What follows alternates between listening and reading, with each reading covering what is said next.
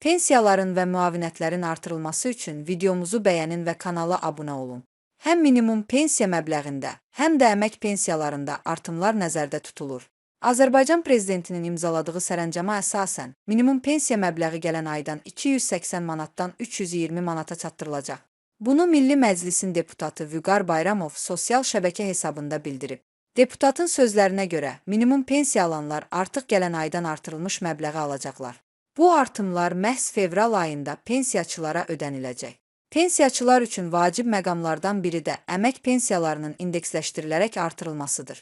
Belə ki, bu artımlar 1 milyon 100 min vətəndaşımızı əhatə edəcək və indeksləşdirmə üçün əlavə olaraq orta hesabla yarım milyard manat vəsaitin ayrılacağı gözlənilir. Bununla belə, pensiyaların indeksləşdirilməsi yanvarın 1-dən hesablansa da, artımlar fevral ayından ödəniləcək.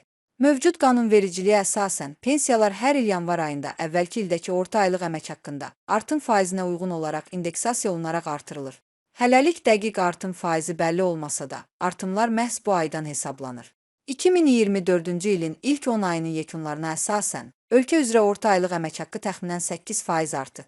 Dəqiq rəsmi göstərici isə gələn ayın əvvəllərində elan ediləcək. 2024-cü ildə orta aylıq əmək haqqında artımla bağlı rəsmi statistika fevral ayının ilk 10 günündə bəlli olduğu üçün indeksasiya da məhz o zaman aparılacaq. Vətəndaşımız növündən asılı olmayaraq əmək pensiyası alırsa, onun pensiya məbləğinə artım hesablanacaq. Bu qərar sosial rifahın yaxşılaşdırılması baxımından mühüm addımdır və xüsusilə minimum pensiya alan vətəndaşlar üçün real dəstək xarakteri daşıyır.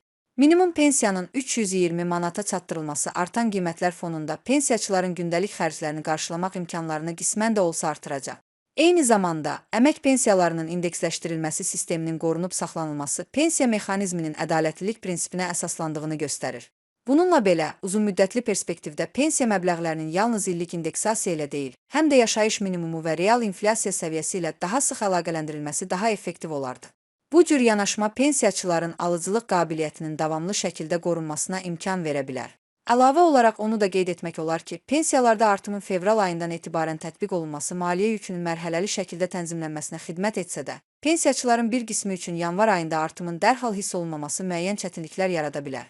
Xüsusilə də kommunal xərclərin və gündəlik tələbat mallarının qiymətlərinin yüksəldiyi bir dövrdə pensiya artımlarının vaxtında və proqnozlaşdırıla bilən şəkildə həyata keçirilməsi vacibdir.